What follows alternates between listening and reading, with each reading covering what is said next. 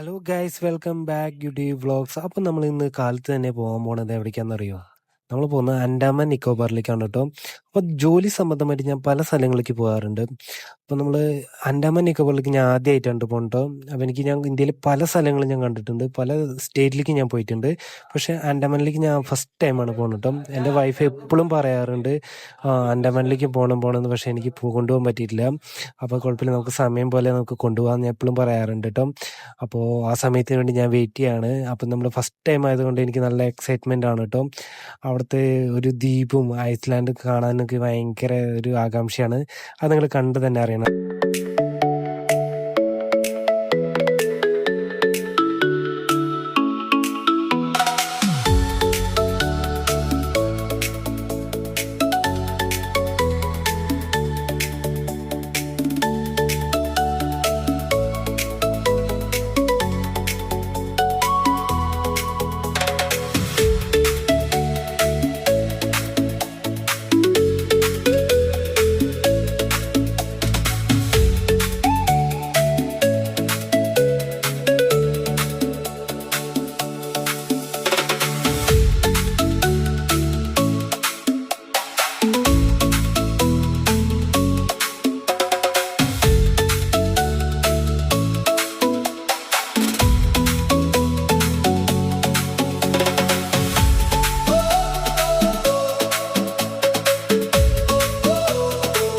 Hello guys, അപ്പം നിങ്ങൾ ഈ വീഡിയോസും ഈ ദ്വീപൊക്കെ കണ്ട് നിങ്ങൾ ആസ്വദിച്ചിട്ടുണ്ടാവും വിചാരിക്കുന്നു വീഡിയോയിലുള്ളത്. അപ്പം നമ്മൾ ജസ്റ്റ് ഇപ്പോൾ ഇറങ്ങിയിട്ടുള്ളൂ കേട്ടോ.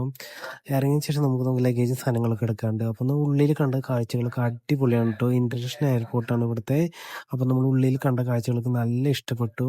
അപ്പോൾ ആൻഡമാൻ നിക്കോബാറിൽ നയിച്ചിട്ടുള്ള ഐസ്ലാൻഡിൻ്റെ കുറച്ച് ഫോട്ടോസും കാര്യങ്ങളൊക്കെ കണ്ടത് എനിക്ക് ഭയങ്കര ഇഷ്ടമായിട്ട്. പുറത്തിറങ്ങി ഞാൻ കണ്ടതെന്ന് വെച്ചാൽ ശരിക്കും നമ്മുടെ കേരളം തന്നെ, ഒരു വ്യത്യാസമില്ല. ഒരു ഇളം മഴയും ശരിക്കും നമ്മുടെ തെങ്ങും കുറേ മരങ്ങളും നമ്മുടെ ഒരു എന്താ പറയാ നാട്ടിലൊരു വൈബാണ് ഇവിടെ.